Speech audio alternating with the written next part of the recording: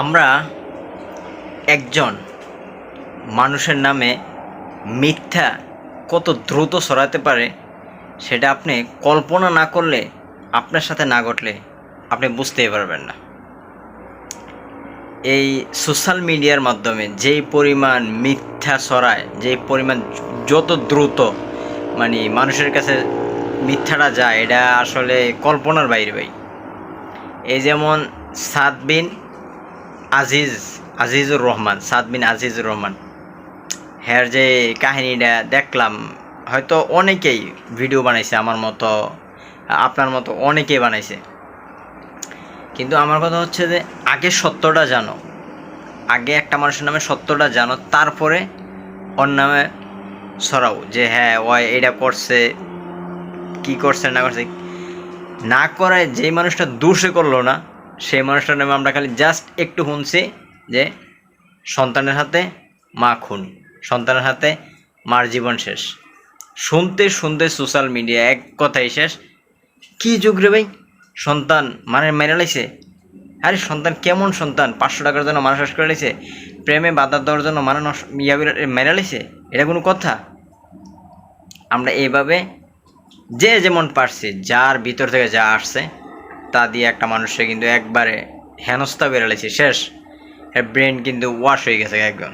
কারণ সে এখন বর্তমানে মানসিকভাবেও শেষ, মা নাই, এটা একদিক দিয়ে একটা কষ্ট। দ্বিতীয় হচ্ছে মানুষের যেই পরিমাণে নামে বিভ্রান্ত ছড়াইছে, জান্না না জান্না, ওই দিক দিয়ে কিন্তু একটা বিপদে পড়ে গেছে। দ্বিতীয় কথা হচ্ছে যে আমাদের দেশে যে কালো পোশাকদের একটা সংস্থা আছে, নাম বললাম না, তারা মাথার মধ্যে কি আছে আমি নিজেও জানি না। আসলে কি মাথার মধ্যে কি গিলুমিলু আছে নাকি আমার জানা নেই। এত বড় একটা সংস্থা, এত বড় বাংলাদেশের একটা নামি দামি সংস্থা, সেই সংস্থা যদি একটা মানুষের দৈরা নিয়ে তার যদি ভালোভাবে যাচাই বাছাই না করতে পারে, না করে যদি ঠাস করে একটা মানুষের নামে তদন্ত না করে দিয়ে একটা মানুষের নামে বিভ্রান্ত ছড়াই দিল, মার সে শেষ করে লাইছে, মেরে লাইছে, তাদের কাছ থেকে আমরা এই জিনিসটা আশাই করতে পারি না। কারণ এত বড় একটা সংস্থা যদি এইভাবে উল্টাপাল্টা নিউজ কইরা, সম্মেলন কইরা, সাংবাদিক ডাক্তার না যদি বলে যে হ্যাঁ এইটা করছে এইটা করছে, আসলে এটা একদম আশা করার মতো না। কারণ আপনারা চিন্তা করবেন, আপনি যত বড় দায়িত্ব আছেন, ঠিক কথা বলার আগে মাথায় ওই জিনিসটা চিন্তা করে বলতে হবে যে আসলে কি আমার কথাটা কতটা সত্য হচ্ছে, কতটা মিথ্যা হচ্ছে, সেই জিনিসটাকে যাচাই করতে হবে আপনাকে। আপনি যদি যাচাই বাছাই ছাড়া যদি একটা কথা বইলে দেন, শেষ। এখন যে আপনারা বইলে দিলেন ছেলেটার নামে সাদ বিন আজিজুর রহমান, সে এখন বাকি দিনগুলো কীভাবে কাটাইব? হয়তো ঠিক আছে, এখন যাদেরকে ধরছেন ওই দিন পরে যদি আপনারা বলেন না ওই এই কাজটা করেন, তাহলে করছে কে? তো আসলে আমরা মানুষের আগে সঠিকটা জানা দরকার। আর আপনি যে মুখ থেকে পৃথিবীতে আল্লাহ কিন্তু কইছে সবার আগে তোমার মুখটার বন্ধ করে দিব। আর যে তুমি যেই পরিমাণ মিথ্যা ছড়াচ্ছ একটা মানুষের নামে, বিভ্রান্ত, সেই মানুষটা কিন্তু বিভ্রান্ত হয়ে যাচ্ছে যে আসলে আমার নামে কি ছড়াচ্ছে, আমি তো আসলে এটা করি নাই, তাইলে আমার নামে যে এইভাবে ছড়াচ্ছে এটা কিন্তু ঠিক না।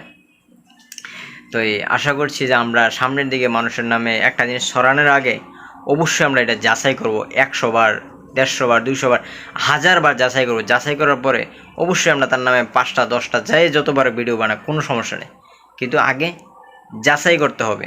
তুমি যাচাই না করে যদি একটা মানুষের নামে যে বিভ্রান্ত ছড়াই দিলা, এমনি হের মুখটুক দেখে যে অবস্থা বোঝা গেছে, এমনি বেচারা অসহায়, আবার তার মধ্যে একটা কলঙ্কের দাগ নিজের মাথায় নিয়ে জেলখানায় গেল, এটা আসলেই কাম্য ছিল না তার। তাই আশা করছি যে আপনাদের কাছে, সবার কাছে আবদার, মানুষের নামে আগে জানুন, যাচাই করুন, তার বিষয় বিস্তরগুলো বুঝুন, তারপরে একটা তার নামে বিভ্রান্ত ছড়ান, প্রশংসা ছড়াই দেবেন, সবাই মাথা ব্যথা নিব। বাট এভাবে মিথ্যা ছড়ায়েন না, একটা মানুষের মিথ্যা ছড়ায় একবার শেষ করে দিয়েন না। আল্লাহ হাফেজ।